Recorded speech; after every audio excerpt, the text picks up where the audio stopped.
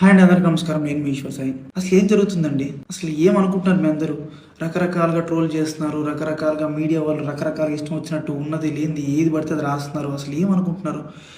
నేను ఆల్రెడీ క్లియర్గా చెప్పాను కదండి, మేము తప్పు చేశాము. ఆ తప్పు ఏంటి? మేము ఎమోషనల్గా కనెక్ట్ అయ్యాము అని చెప్పాను. ఎమోషనల్గా కనెక్ట్ అవ్వడం అంటే మీ దృష్టిలో ఏమనుకుంటున్నారండి? అసలు ఆ రోజు అక్కడ ఏం జరిగింది? మీకు తెలిసిన 10% మాత్రమే, 90% మీకు తెలియదు. ఆ రోజు ఏం జరిగిందో మీ అందరి ముందు నేను పెట్టబోతున్నాను. ఆ రోజు మార్నింగ్ నాకు షూట్ ఉంది. ఎర్లీ మార్నింగ్ 5:30 కల్లా మేము లొకేషన్కి స్టార్ట్ అయిపోతాం. నేను 4:15కి నా రూమ్లో లేచాను. ఆ టైంకి అసిస్టెంట్ అనే అతను నా వాష్రూమ్లో ఉండటం జరిగింది. నేనేం చేశాను? నేను మాధురి రూమ్కి వాష్రూమ్ యూజ్ చేసుకోవడానికి నేను వెళ్ళాను. ఆ టైంకి నాకు మాధురికి ఆ లీనియన్స్ ఉంది. మీకు ఆల్రెడీ చెప్పాను కదా, మేము ఎమోషనల్గా కనెక్ట్ అయ్యామని చెప్పి. నాకు మాధురికి ఆ లీనియన్స్ ఉంది కాబట్టి నేను ఆ రూమ్కి వెళ్ళి డోర్ నాక్ చేశాను. ఆమె రూమ్ డోర్ ఓపెన్ చేసింది. ఆమె రూమ్ డోర్ ఓపెన్ చేసి నేను డైరెక్ట్గా వాష్రూమ్కి వెళ్ళిపోయాను. ఆమె క్యాజువల్గా ఆమె రూమ్ డోర్ లాక్ కూడా చేయలేదు. రూమ్ డోర్ ఓపెన్లోనే ఉంది. ఆమె క్యాజువల్గా బెడ్ మీద కూర్చొని ఫోన్ యూజ్ చేస్తుంది. అదే టైంకి మా వైఫ్ వాళ్ళకి ఎవరో రాంగ్ గైడెన్స్ ఇచ్చారు, ఎవరో అనుమానాస్పదంగా ఏదో చెప్పారు. ఆ టైంకి సేమ్ రూమ్కి వచ్చింది. రూమ్ డోర్ ఓపెన్లోనే ఉంది. ఆ సిచ్యువేషన్లో మా వైఫ్ ఆవేశం వల్ల ఆమెకి ఇష్టం వచ్చింది చేసింది. అక్కడ ఆ సిచ్యువేషన్లో ఆమె ఇష్టం వచ్చింది చేస్తుందని చెప్పి నేను మాట్లాడే సిచ్యువేషన్లో కూడా లేను. ఆమె నేను ఏం మాట్లాడినా సరే ఆమె నాకు రివర్స్ అయిపోతుంది. అసలు స్కోప్ కూడా ఇవ్వట్లేదు, మాట్లాడే గ్యాప్ కూడా ఇవ్వట్లేదు. ఆమె ఆవేశంలో ఏదేదో చేస్తుంది. ఆమె అనుకున్న రకరకాల వీడియోలు తీస్తున్నారు, రకరకాల బూతులు. మా వైఫ్కి ప్రీవియస్గానే నా మీద చాలా అనుమానం ఉంది. అక్కడికి వచ్చే టైంకి ఆ సిచ్యువేషన్లో ఇదంతా చూసేటప్పటికి ఆమె అనుమానం నిజమైంది అని ఆమె అనుకుంది. ఈలోపు ఆ వెనకున్న వ్యక్తులు ఎవరైతే ఉన్నారో ఆ విషయాలని అతను ఎవరో నాకు కూడా తెలియదు. వెనకున్న వ్యక్తులు అసభ్యకరంగా మాట్లాడటం నేను అప్పటికి ఆమెకు చెప్తున్నాను, ఆపుతున్నాను. గొడవలు కాదు, కొట్టుకోకండి, కూర్చొని మాట్లాడుకుందాం అని క్లియర్గా నా భార్యకి నేను సంజాయిసి చెప్పడానికి ట్రై చేస్తున్నా కూడా ఆమె వినే పరిస్థితిలో లేదు. నేను ఒక్క మాట మాట్లాడుతుంటే ఆమె 4 దెబ్బలు కొట్టేటట్టుగా ఉంది. ఆ వైఫ్ ఏం జరిగింది నన్ను పట్టుకొని కొట్టి అడుగుతున్నా సరే నేను కామ్గా ఉండటానికి రీజన్ అక్కడ వాళ్ళందరూ వీడియోస్ తీస్తున్నారు.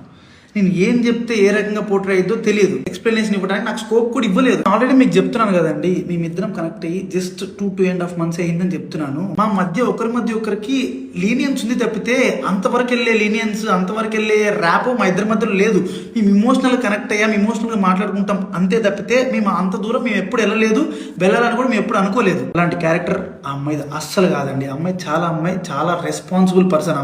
అమ్మాయి ఫ్యామిలీని అంతా పోషించుకోవడానికి చాలా కష్టపడుతుంది. నేను ఎప్పటి నుంచో కొన్ని 4-5 years నుంచి అమ్మాయిని నేను చూస్తున్నాను. ఇదే విషయాన్ని నేను మీ అందరికి ఇంటర్వ్యూలో చెప్దాం అనుకున్నాను. కానీ మా లీగల్ అడ్వైస్ ప్రకారం నేను ఎంతవరకు చెప్పాలో అంతవరకే చెప్పాను.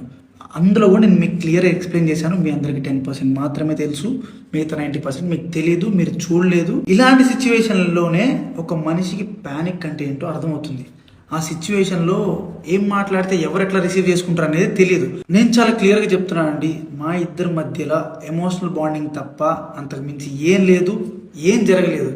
నేను ఒక ఇల్లీగల్ రిలేషన్షిప్ అని దేనికని చెప్తున్నాను అంటే, ఒక పెళ్ళైన అబ్బాయి ఒక అమ్మాయితో ఎమోషనల్ కనెక్ట్ అవ్వటం అనేది కూడా ఇల్లీగల్ రిలేషన్షిప్ అనే పేరు, అక్రమ సంబంధం అనే పేరుతో నాకున్న సిచ్యువేషన్లో నాకు ఆ పదాలు తప్పితే నాకు వేరే ఏం రాలేదు. నాకు ఉన్న డిప్రెషన్కి అమ్మ మాదిరి నీకు నా తరపు నుంచి, నా భార్య తరపు నుంచి, నా భార్య వెనుకున్న వాళ్ళ తరపు నుంచి నీకు క్షమాపణ కోరుకుంటున్నాను. నీకు సారీ, ప్లీజ్ అర్థం చేసుకో ప్లీజ్.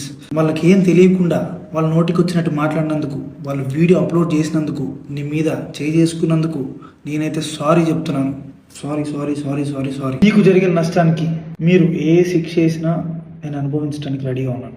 సో ఇంకా మీడియా పీపుల్ అందరికీ అండ్ మీమర్స్కి, ఇన్ఫ్లుయెన్సర్స్కి, ఇన్స్టా వాడుతున్న ఎవరెవరో కూడా రియాక్ట్ అయిన వాళ్ళందరికీ ఇంతటితో ఆపేయండి ప్లీజ్.